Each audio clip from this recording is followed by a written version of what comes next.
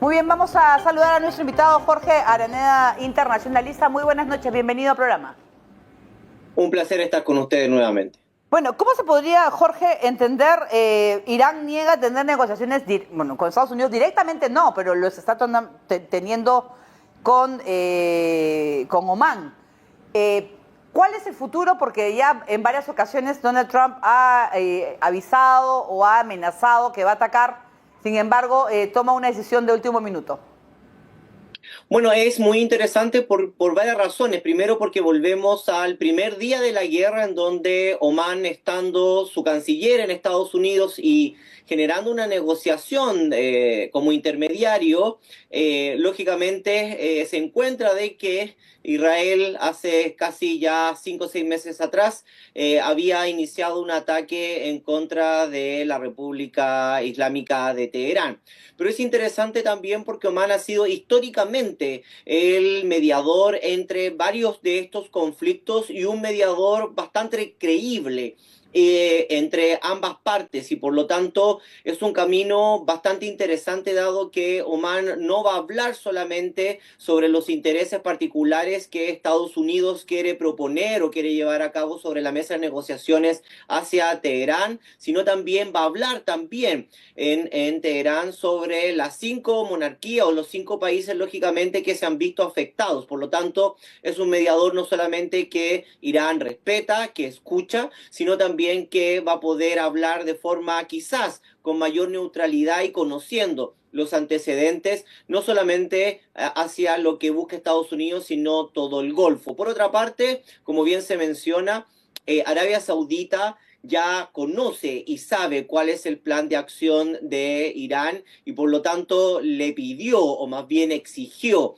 a Estados Unidos que abra las vías diplomáticas, porque ya conoce cuáles pueden ser las represalias para el país, uno de los países más importantes de producción de petróleo del mundo. Jorge, ¿qué tal? Buenas noches. Un placer. Bueno, como has dicho, ciertamente Omán tiene una influencia diplomática importante, ha jugado un rol de mediación. El canciller omaní señalaba que antes de que comience el ataque estadounidense y el de Israel en el mes de febrero, estaban muy cerca de llegar a una solución mejor que el JCPOA, que fue firmado por los 5 miembros permanentes del Consejo de Seguridad y por Alemania con Irán. Pero bueno, luego comenzaron las hostilidades. ¿Qué impacto ves que tiene esta situación de tensa calma en los países del Golfo que se habían involucrado más en las hostilidades?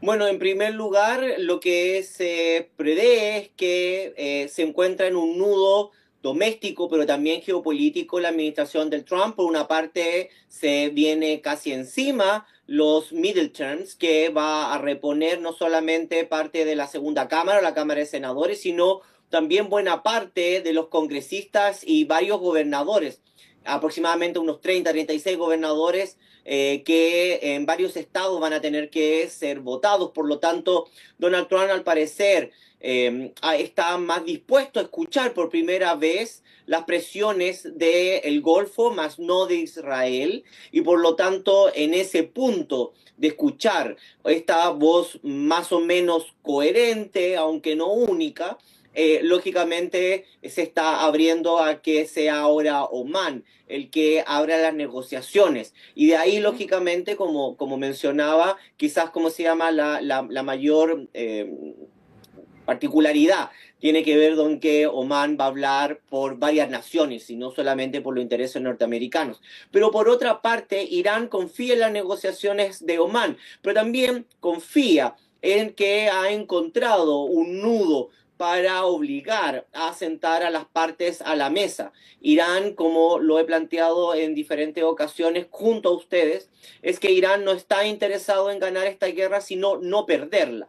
Y en esta guerra de subsistencia nacional, no de una, lógicamente, supremacía geopolítica o de una, lógicamente, reconfiguración de Medio Oriente como Estados Unidos e Israel más bien proponen como objetivo.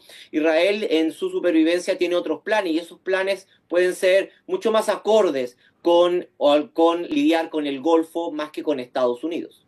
Jorge, si bien la incertidumbre yo creo que es una de las palabras más comunes en esta situación porque se hablaba de un posible ataque, incluso que iba a participar Israel. Eso se posterga o se cambia de opinión. También podría cambiar de opinión Trump mañana y atacar porque yo creo que se mueve más por el tema de los mercados, ¿no? Está subiendo el precio del petróleo a nivel internacional. Sí, y ahí Irán sabe y la Guardia Revolucionaria lo ha dejado de muchas maneras, no solamente con su canciller, sino también con varios representantes, de que no confía en Estados Unidos, no confía en las negociaciones, no confía en su equipo de negociación y tampoco confía en, lógicamente, en las palabras o declaraciones de Donald Trump. De hecho, en una declaración de algunos días atrás del canciller es que Irán se mueve sobre la realpolitik o el realismo geopolítico de relaciones internacionales, no de las publicaciones de Twitter o X actualmente, y por lo tanto lo que sabe o lo que pretende Irán particularmente es que sabe de que en cualquier momento, cualquier segundo, puede ser atacado en su infraestructura civil, pero sobre todo en su infraestructura que lo conecta con Asia Central, y de ahí, lógicamente, hacia China y Rusia y otros mercados, sino también sabe que cualquier momento las bases norteamericanas que recorren desde Jordania hasta Emiratos Árabes Unidos se pueden reactivar. Y de ahí es que en el último ataque se buscaba tratar de disminuir la capacidad de aviso que tienen lógicamente estas bases norteamericanas. Y en eso, lógicamente, la vía diplomática tiene mucho que ganar, dado de que no es una vía literalmente militar. Jorge, es muy interesante esta anotación que hablabas, ¿no? Que hablabas del realismo en la teoría de las relaciones internacionales, que considera que, por supuesto, las relaciones internacionales son estadocéntricas y el Estado es un actor unitario y racional, sobre todo cuando hay quienes señalan más bien que la teocracia iraní es de naturaleza irreflexiva y que es dogmática y que no hace cálculos sobre la base del interés nacional y que no es un actor, digamos, racional, ¿no? Cuando en realidad parece que Irán tiene una gran estrategia. Pero quería consultarte con respecto a la estrategia que está impulsando Irán dentro del país para perseguir a presuntos espías de Israel del Mossad, porque se ha registrado la ejecución de 2 hombres recientemente. ¿Qué nos puedes comentar al respecto? Sobre el primer punto, creo que es un punto de que requiere una enorme reflexión para poder comprender no solamente los intereses de Estados Unidos, sino también comprender los intereses de Irán y cómo funciona. Hay una enorme discusión que no se podría desplegar hoy día, pero que apunta de que Irán conoce muy bien la estructura de poder, pero también de desarrollo de las relaciones diplomáticas de Estados Unidos, y incluso algunos apuntan de que Irán, más que ser del realismo clásico, vendría siendo cuasi constructivista, en tanto de que apunta a no solamente demoler, sino también generar un espacio de disputa sobre los soft power, sobre la narrativa de cómo se genera esta guerra, y ganando lógicamente no solamente aliados en términos de geopolíticos, sino también en términos de soft power en una narrativa mucho más fluida de las redes sociales, como lo hemos visto en los diferentes tweets de las embajadas a lo largo y ancho del mundo que tiene representación Irán. Eso por una parte. Por otra parte, y sin lugar a dudas, Irán el régimen se encuentra casi con mano libre, con un cheque en blanco, no solamente para seguir reprimiendo a la población, sino también para generar un orden que asegure la mantención del régimen en un estado de guerra.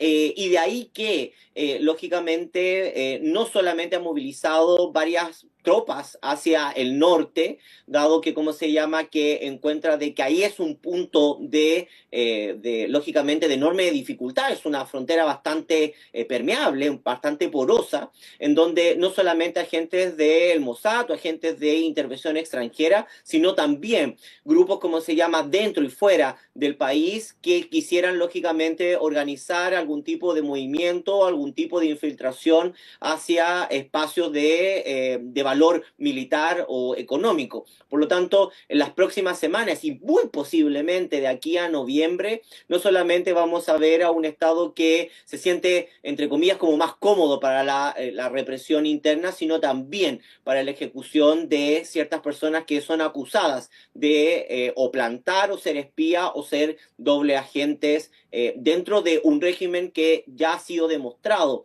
de alguna u otra forma que ha sido permeable por los servicios de inteligencia tanto de Israel como de Estados Unidos. Y Jorge, ¿qué te parece, por ejemplo, para la Guardia Revolucionaria de Irán considera que el plan para desarmar Hamás está destinado al fracaso? ¿Qué te parece tú esa iniciativa que se conoció el pasado viernes?